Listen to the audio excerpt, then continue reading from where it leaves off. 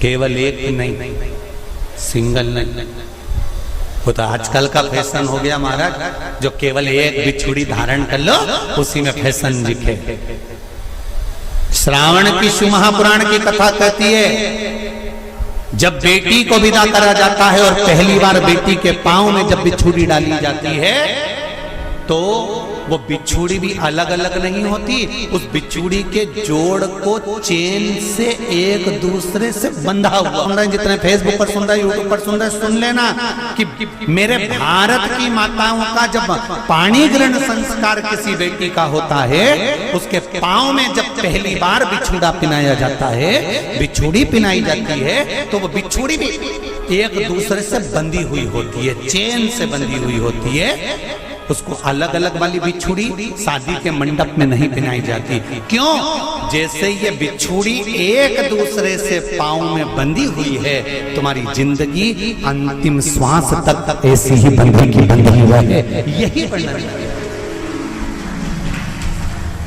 वो तो अब माताओं ने थोड़ा सा फैशन चेंज कर दिया, अब पांव में ज्यादा बिछुड़ी नहीं पहनती, गड़ती है, चुभती है, एक बिछुड़ी धारण है। महाराज पर नहीं, बिछुड़ी भी दो हो, जोड़े से। हमारी माताएं, भारत की भूमि की जो माताएं हैं, ये चूड़ी भी हाथ में पहनती है तो जोड़े से पहनती है। बोलो जैसा सही है कि गलत है? एक अकेली चूड़ी माताएं हाथ में धारण नहीं करती हैं। अगर भारत की भूमि की संस्कारित माताएं हैं और भारत की भूमि की सभ्यता और संस्कृति को जानती है तो अकेली चूड़ी नहीं, जोड़े की चूड़ी पहनेगी, 2 चूड़ा डालेगी, 4 डालेगी, 12 डालेगी, पर सिंगल नहीं, अकेली। और सरल भाषा में समझ लो, हमारे यहां ठेले पर लेने जाओ तो जो केले अपन खाते हैं वो भी सिंगल नहीं देते, उसको भी जोड़े से दिया जाता है। 2 दूं की, 12 दूं की, आधी दर्जन दूं की, 1 दर्जन दूं। अब अंदाजा लगाइए, हमारे यहां देने का भी एक भाव है। श्रावण के महीने की शिव महापुराण की कथा, जिसका नाम है श्रावण शिव महापुराण की कथा, ये कहती है कि पार्वती जी ने और गंगा जी ने ये चतुर्मास में जितना सौभाग्य का दान दिया है, उनके बराबर दुनिया का कोई व्यक्ति इतना सौभाग्य का दान नहीं दे सकता जो माता गंगा और पार्वती दोनों दान दे रहे हैं।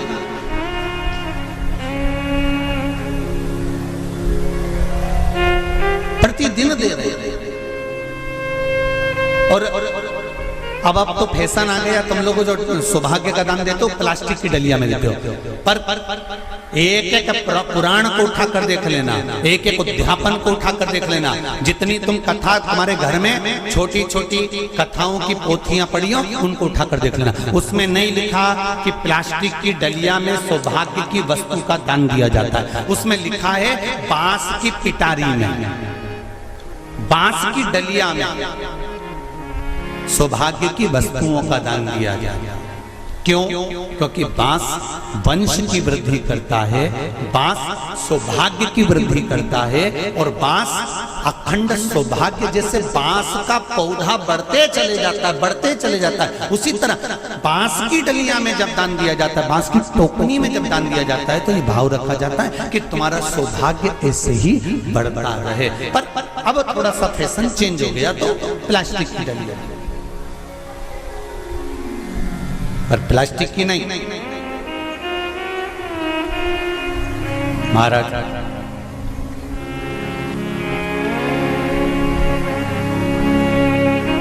शिव तत्व की ओर चल। शंभु शरणे पड़ी मांगू घड़ी रे घड़ी, दुख काटो दया करी दर्शन तो गंगा मैया और पार्वती मैया चतुर्मास के अंतर्गत जो त्योहार पड़ता है, चतुर्मास के अंतर्गत जो व्रत पड़ते हैं, ये किसी दूसरे के नहीं है, तीज का व्रत माता पार्वती का, छठ का व्रत माता पार्वती का, चतुर्थी का व्रत माता पार्वती का, ये सारे व्रतों की शुरुआत गंगा और पार्वती ने अपने बल से।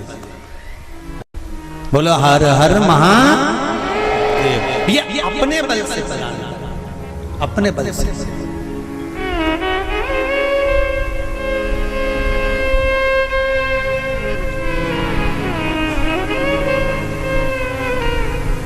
एक बार बाबा देवाधिदेव महादेव भगवान शंकर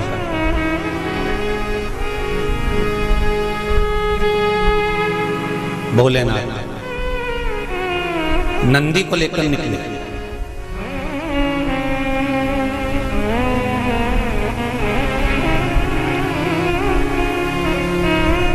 और नंदी को लेकर जब भोलेनाथ जी चले,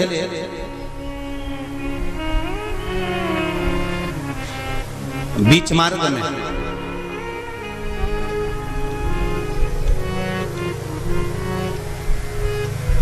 जिस चंचुला देवी का पति बिंदुक के प्राण छूटे थे, और जो चंचुला देवी माता पार्वती की सेवा में लगी हुई थी, वो चंचुला देवी का दर्शन भगवान शंकर को और शंकर भगवान का दर्शन चंचुला देवी को। अब देखिएगा जरा कथा पर विशेष ध्यान रखना। श्रावण महीने की शिव महापुराण की कथा कह रही है कि नारी का अखंड सौभाग्य कैसे रह सकता है।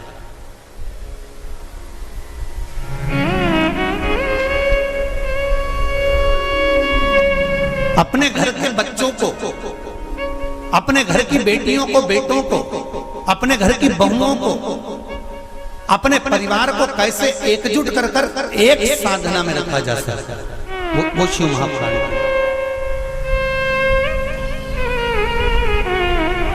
महाराज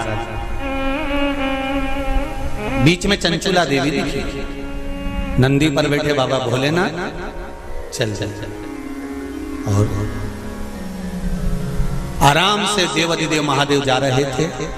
नंदी अलमस्त होकर चल रहे थे, हाथ में बाबा के त्रिशूल त्रिपुंड, मस्तक पर भस्म रमाए हुए, जटा जूट बांधे हुए, मस्तक पर सुंदर चंद्रमा है, और गंगा की धार बहते बहते देवाधिदेव महादेव चंचुला के सामने आ गए।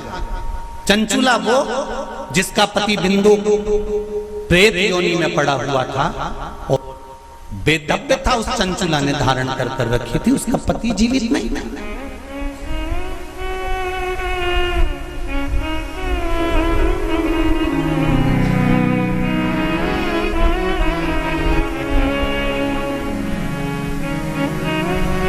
हाथ जोड़े चंचुला देवी ने,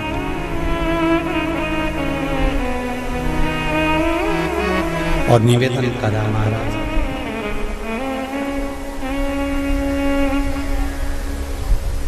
हे भोलेनाथ, हे त्रिकालदर्श, हे शंकर, अरे वो काशी रेवण वाले की,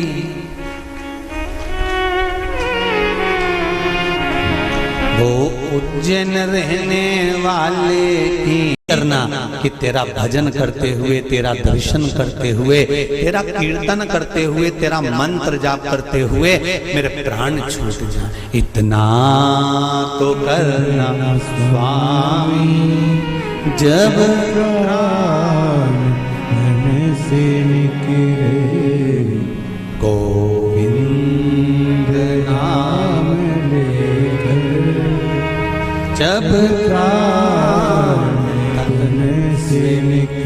भगवान से इतनी प्रार्थना जरूर करना कि तेरे भजन करते करते, तेरा स्मरण करते करते, तेरा मंत्र जाप करते करते, तेरा कीर्तन करते करते, तेरी कथा श्रवण करते करते, दान पुण्य सत्कर्म करते करते, तीर्थ आदि करते करते, गंगा का स्नान, यमुना का स्नान, सरयू का स्नान करते करते, सारी पुरियों का स्नान करते, पूजन करते करते मेरे प्राण तेज में समा जाए, इससे बढ़कर कोई सुख जीवन का नहीं हो सकता, इससे बढ़कर कोई आनंद नहीं हो सकता।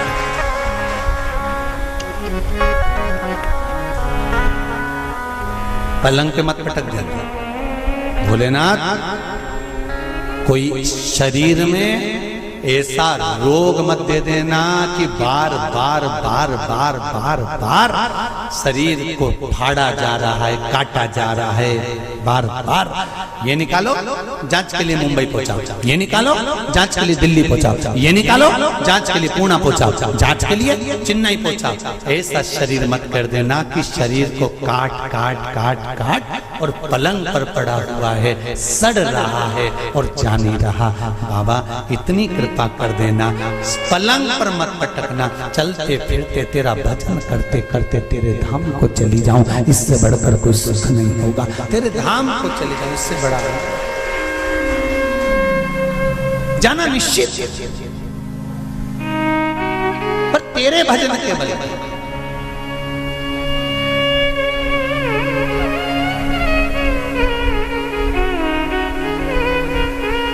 महाराज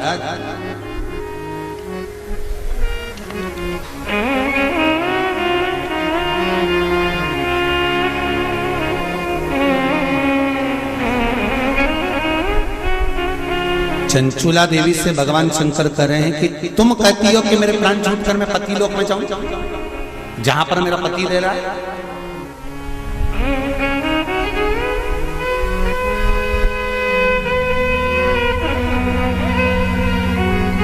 फिर ध्यान दो, इसको और सरल तरीके से समझ लो। पति मदिरा की दुकान पर बैठ रहा है और पत्नी अपनी सास से कह दे मैं तो वही रहूंगी जहां मेरा पति रह गया है।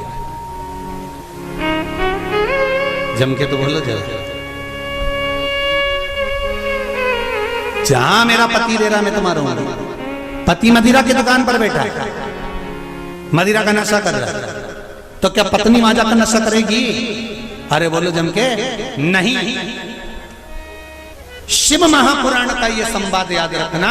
शंकर भगवान चंचुला देवी से कह रहे हैं पति के लोक नहीं, पति अगर प्रेत योनि में पड़ा है तो उस योनि से छुड़ाकर शिव लोक में पति को लेकर आ और खुद भी शंकर की शरणागति ग्रहण कर ले। पत्नी धर्म पत्नी वो होती है, धर्म पत्नी वो होती है।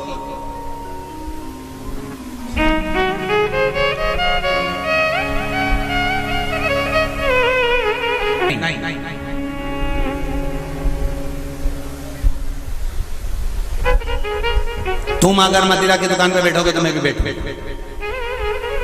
तुम जुआ खेलोगे तो मैं भी खेलूंगी, तुम वैश्यावृत्ति करोगे तो मैं भी करूंगा। ये धर्म पत्नी का तरीका नहीं है। धर्म पत्नी का तरीका है कि पति अगर मदिरा की दुकान पर बैठा है तो तू कुछ ऐसा कर्म कर जिसके बल पर तेरा पति मदिरा की दुकान छोड़ दे, वो अलग मदिरा पीना ही छोड़ दे, वहां से छुड़ाकर अच्छे कर्म की ओर ले।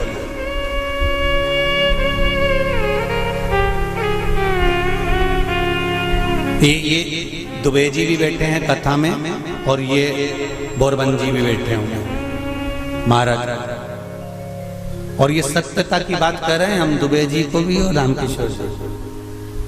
तुमसे ज्यादा कथा करवाने का भाव तुम्हारी धर्म पत्नियों ने ही प्रेरित करा होगा, ये निश्चित है। ये हम ये भाव से, क्योंकि पति को सतमार्ग तक लेकर जाना, पति को सतमार्ग की ओर प्रेरित करना। और आज भी कमी नहीं है, सावन का महीना चल रहा है, आज भी जितने लोग आस्था चैनल पर कथा सुन रहे हैं, फेसबुक यूट्यूब पर कथा सुन रहे हैं, मेरा विश्वास कहता है कि घर की माताएं, घर की धर्म पत्नियां अपने पति से एक बार तो कहती होंगी, सुनो जी सावन का महीना चल रहा है, आज अपनी छुट्टी है, एक काम करते हैं 2 लोटा पानी लेते हैं और ले जाकर समर्पित कर देते हैं। सुनो आज छुट्टी है, एक बेलपत्र बाबा को चढ़ा देते हैं। आज छुट्टी है, एक काम करते हैं, हो सकता है सोमवार के दिन हमको ऑफिस जाना पड़े, हो सकता है सोमवार के दिन हमारा वर्किंग डे रहे, इसलिए काम करते हैं रविवार आ रहा है, शनिवार आ रहा है, कोई छुट्टी का दिन आ रहा है, अपन एक काम करते हैं शंकर का अभिषेक करवा लेते हैं। किसी ब्राह्मण को घर में बुलाएं, शिव जी का अनुष्ठान करवा लें, शंकर का अभिषेक करवा लें, पूजन करवा लेते हैं। एक काम करते हैं, चलो अपन शिव के धाम चलते हैं। ये धर्म पत्नी अपने पति को प्रेरणा देकर कहीं ना कहीं सतमार्ग की ओर जोड़ देती है, उसको धर्म पत्नी कहते हैं। कहीं कहीं की ऐसी जगदम्बा होती है।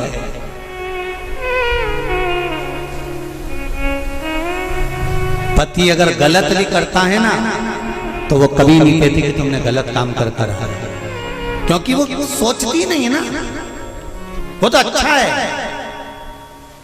मेरे माता पिता ने शादी कर दी तुम्हारे साथ, तुम मदिरा की दुकान पर बैठ रहे हो कि वेश्यावृत्ति कर रहे हो कि मांसाहार कर रहे हो कि क्या कर रहे हो, उसको कोई मतलब नहीं। वो तो लगी,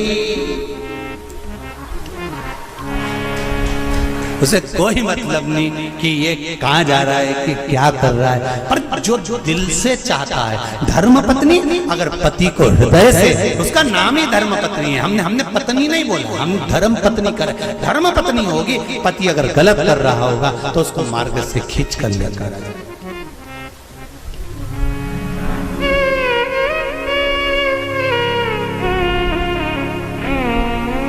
अब देखिए कितना सुंदर संवाद। चौसर खेल रहे थे पांडव चौसर खेल रहे थे। द्रौपदी से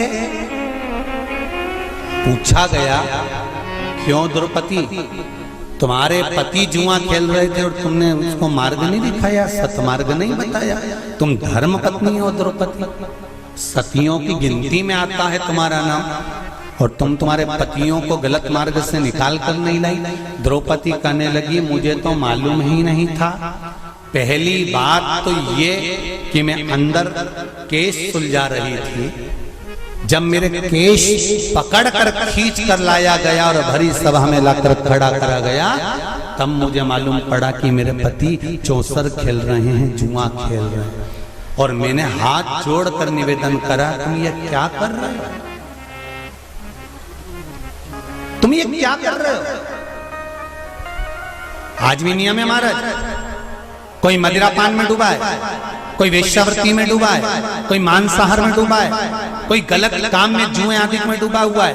तुम छुड़ा कर रह गए कि मत जा, मत कर, तुम छुड़ा कर रह गए। तो शिव महापुराण का एक बड़ा सुंदर भाव वर्णन करा गया महाराज, बड़ा सुंदर महाराज। शमी के 5 पत्ते, बेलपत्री के 5 पत्ते,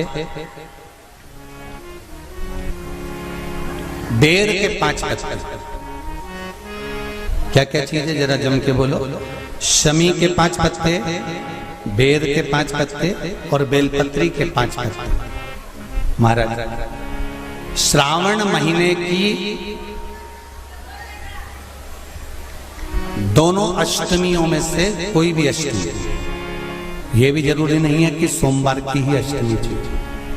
श्रावण महीने की दोनों अष्टमियों में से कोई भी अष्टमी को बेर के पत्ते पर लाल चंदन, बेलपत्री के पत्ते पर पीला चंदन, शमी के पत्र पर केवल कोई चंदन लगाने की जरूरत नहीं, सादा, केवल एकदम कुछ भी उसमें लगाकर नहीं, सिंपल। पहले लाल चंदन वाले पत्ते, फिर बेलपत्री के पत्ते, फिर शमी के पत्ते शिवलिंग के ऊपर समर्पित कर कर उसको उठाकर वापस लाकर बेलपत्री के पेड़ के नीचे ही 1 लोटा जल समर्पित कर कर पहले पत्ते चढ़ा देंगे, फिर लोटा भर जल समर्पित कर देंगे। उसी चढ़े हुए पत्तों में से 5 बेलपत्र को लेकर अपने घर आ जाए और अवधूतेश्वर महादेव, कौन से महादेव, अवधूतेश्वर महादेव। ये अवधूतेश्वर महादेव कौन से हैं? आपको कथा में कई बार वर्णन करा गया है। शंकर भगवान को क्रोध आया, ब्रह्मा जी ने क्रोध को लिया, समुद्र में डाला। उस रूप को क्रोध का एक रूप था, क्योंकि जो मदिरा पान करने वाले होते हैं, व्यसन करने वाले होते हैं, गलत काम करने वाले होते हैं, इनको सुधार करे जाओ। जितना तुम समझाओगे ये उतना आग बबूला होंगे। तुम बच्चों से कहोगे गलत लड़के के साथ रह रहा मत रहे, तो और ज्यादा क्रोध करेगा, और चिड़चिड़ करेगा, और अपशब्द कहेगा। तो ये क्रोध को संयमित कर अवधूतेश्वर महादेव, अवधूतेश्वर महादेव का स्मरण कर 5 पत्तों को लेकर आइए कुछ समय बाद जैसा जैसा समय की अनुकूलता मिले, आप किसी मदिरा का पान करने वाले या किसी व्यक्ति को वो पत्ते दोगे या प्रसाद के रूप में दो तो अच्छी बात है, नहीं तो उस पत्ते का थोड़ा थोड़ा भाग भी प्रतिदिन मात्र 21 दिन तक अगर थोड़ा थोड़ा भाग भी दे दिया जाए तो धीरे धीरे धीरे धीरे मदिरा पान, व्यसन, गलत आदतें छूटना प्रारंभ हो जाती है और वो शंकर की शरणागति ग्रहण करते हैं। महाराज शिव अर्चना, ये तो अभी अभी लोगों की थोड़ी सी सोच गलत हो गई। ये दुनिया के लोगों को ये तो मालूम नहीं है भगवान शंकर के लिए, हाँ शंकर भगवान के पास में भांग रहती है, शंकर भगवान के पास में भांग रखी हुई होती है, शंकर भगवान का भांग का श्रृंगार होता है, क्योंकि उसको बूटी के रूप में, औषधि के रूप में लिया जाए। पर कोई कहे कि शंकर भगवान भांग का नशा करते हैं तो ये संसार के लोगों को समझा देना कि शिव भांग का नशा, मेरा भोलेनाथ भांग का नशा नहीं है, शिव नशा नहीं।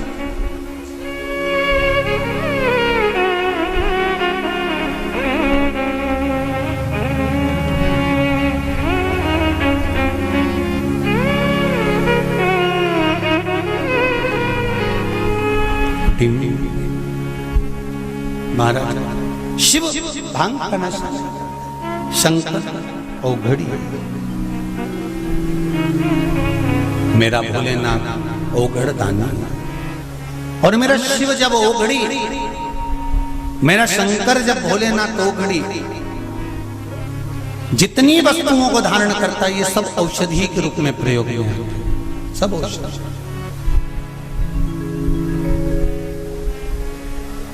महाराज कहते हैं जो पति से कह दे कि तुम गलत काम कर रहे हो, ठीक है वो अपनी जगह पर धर्म पत्नी का फर्ज है कि वो गलत काम करने वाले पति को भी धर्म का पथ निश्चित करे, धर्म का पथ। तेरा ही दिया मैंने खाया पिया है, तेरा शुक्रिया है, तेरा शुक्रिया है। चंचुला देवी ने पूछा कि मेरे पति को प्रेत योनि से छुड़ाकर आपके चरणों में लाने का तरीका क्या है, उसका तरीका है क्या? तो कहा उसका केवल एक तरीका है। भगवान शंकर कहते हैं एकाग्र चित्त होकर कोई अगर मेरा गुणगान करे, शिव कह रहे चंचुला देवी, शंकर का मात्र गुणगान करने वाला, शिव महापुराण की कथा को मात्र श्रवण करने पर तेरे पति प्रेत योनि से छूट जाएगा। चंचुला देवी ठहाका लगाई, हंसी, मुस्कुराई।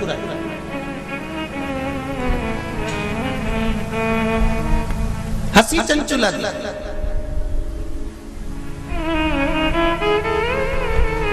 अब देखिए कोई व्यक्ति समझा रहा है, आपकी सास बहू को समझा रही है और बहू सिर पर पल्लू लेके ठाका लगाकर खूब जोर जोर से हंसे, तो ईमानदारी से बोले सास को गुस्सा नहीं आएगा? कैसी पगली है, अकल का सब बेच खाई इसने। मैं समझा रही हूं और ये ठिठोली बना रही है।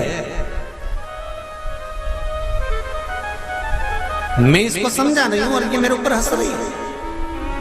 सास बहू को समझाए और बहू खूब ठाका लगा लगा कर हंसे तो सास को बुरा लगता है।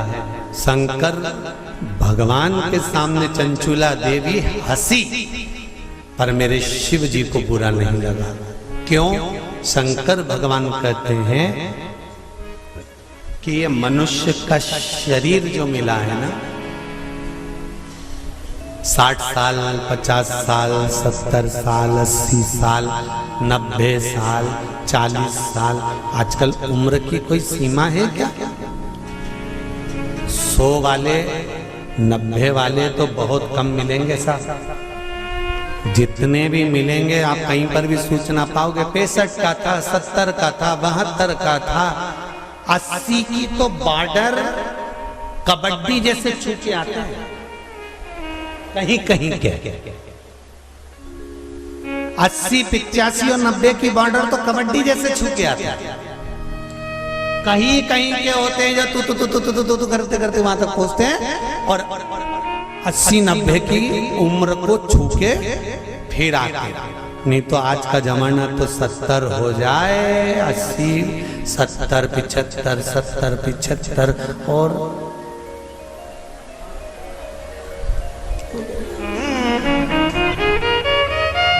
और बीच में कोरोना जैसा आ गया तो फिर तो 75 भी जाने लगे। 35, 40, 42, 45 और अभी भी देखो, आप देखिएगा जो कोरोना महामारी में जो बुढ़े बुढ़े लोग हैं ना, कई बुजुर्ग लोग आज भी सेफ हैं और उन्हीं के पड़ोस में रहने वाला कोई 33 साल का, कोई 40 साल का, कोई 45 साल का, कोई 50 साल का, उन्हीं के पड़ोस में रहने। और कई कई बूढ़ी बूढ़ी माताएं तो आज भी कह देती हैं, भगवान हमको उठा देता, इनको बेचारे को बचा देता। भगवान भी मन में सोच रहे, डोकरी को कौन ले जाए। अरे भाई, हंसते हंसते मृत्यु भी उसकी आती है जो शंकर का उपासक होता है, भगवान का भजन करने वाला। हंसते हंसते मृत्यु भी उसी की आती है जो शिव का उपासक है। नहीं तो इंजेक्शन बॉटल और शरीर सड़ रहा है, पड़ा है। बउओं ने 4 बार गोबर लीप के गीता जी सुना के नीचे सुला दिया। ओकरी फिर बोली चाय लिया, फिर तो पीते से उसका कर तो फिर उठते बैठे।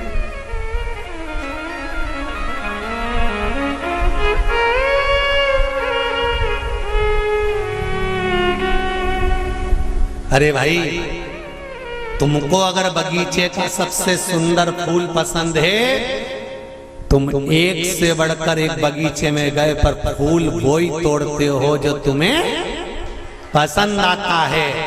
मेरा महादेव संसार में से उसी को उठाता है जो महादेव को पसंद आता है। ये शिव है जो महादेव को पसंद आता है। नहीं उठाएगा जब तक तुम चाहे गीता जी सुना दो, चाहे गंगा जल पिला दो, चाहे किसी महाराज से पूछ कर कितना भी दान करा दो। हमने गाय दान कर दी, पंडित जी को बुला के गाय भी दिलवा दी, एकादशी भी छोड़ दी, पर ये नहीं छूटी।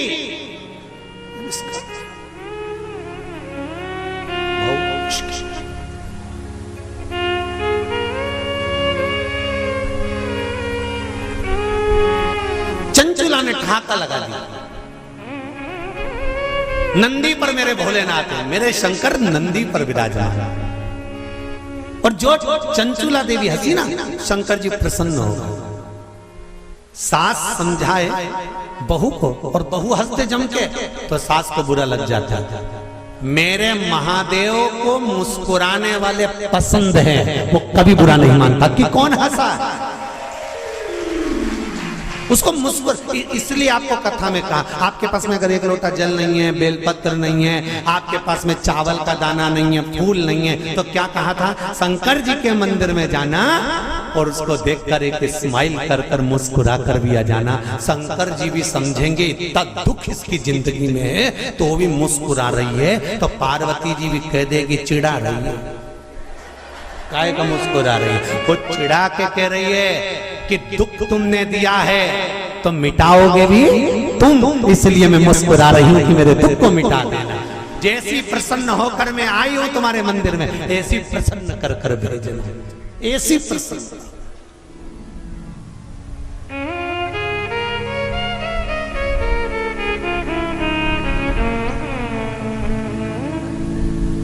लिखन वाले तू हो के दयाल लिखना, मेरे हृदय अंदर सतगुरु का प्यार लिखना,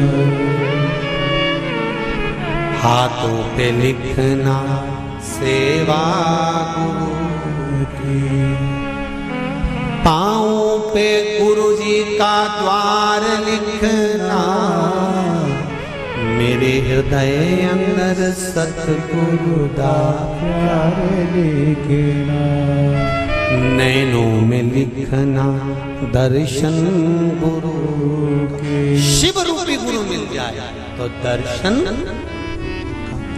होठों पे शिव जी का नाम लिखना, मेरे हृदय अंदर सतगुरु का प्यार लिखना, इन शब्दों में मेरे गुरु शिव रूपी गुरु का नाम, शंकर का नाम, इससे ज्यादा मुझे कुछ नहीं चाहिए, इससे ज्यादा मुझे कुछ नहीं चाहिए। चंचुला देवी हंस ली, मुस्कुराई, ठाका लगाया, शंकर जी को पसंद आया। अब और अच्छी बात सुन लो, बहुत अच्छी बात है, श्रावण शिव महापुराण में मिली है।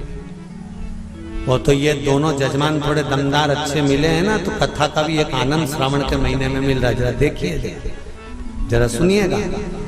सारे राक्षसों की कथा निकाल लो तुम आज घर पे जाकर, रावण को निकालना। जब जब राम के सामने आता था तो ठाका लगाता था कि नहीं लगाता था? बोलो जम के सही है कि गलत है? कंस कृष्ण भगवान के सामने आता था तो ठाका लगाता था कि नहीं लगाता था? जाने दो।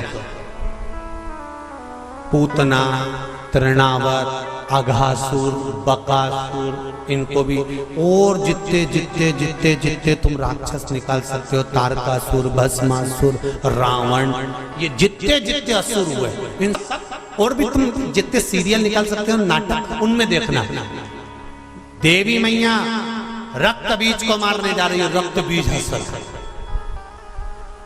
महिषासुर को मारने जा रही है, महिषासुर हंस। एक दो बार तो माता देवी मैया को भी थोड़ा टेंशन हुआ कि मैं इसको मारने जा रही है, हंस क्यों रहा है? रावण मरने जा रहा था और मुस्कुरा रहा था, हंस रहा था, ठहाका लगा था। आज भी रावण जलता है ना, जब कौन से मैदान में? अरे जम के तो बोलो। रावण मर के चले गया पर प्रॉपर्टी आज भी रह गई उसकी।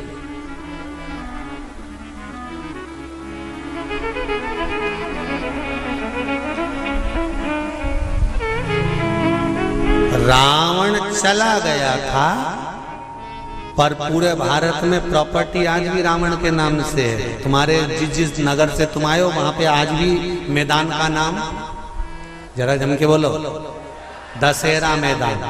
तुम्हारे यहाँ राम जी की प्रॉपर्टी, राम जी को सिद्ध करने में सालों लग गए थे। अयोध्या मेरी है, और रावण लंका में रहने के बाद भी भारत में के चले गए, दशहरा मैदान मेरा। तुम्हारे नगर में कोई राम मैदान है? अरे बोलो तो जब कृष्ण मैदान है? नहीं, पर पूरे भारत की भूमि पर हर गांव, नगर, शहर में एक मैदान जरूर मिले, दशहरा मैदान। इसलिए तो रावण हंसता था, मुस्कुरा, प्रसन्न होता, आनंदित होता। तो किसी ने रावण से पूछा, क्यों रे, तू तो निपट गया, फिर प्रॉपर्टी भारत में क्या कर रही थी? रावण जहां जले उसका नाम दशहरा मैदान। राम जी का आज तक कोई मैदान नहीं कि राम मैदान, दशहरा। रावण से पूछा गया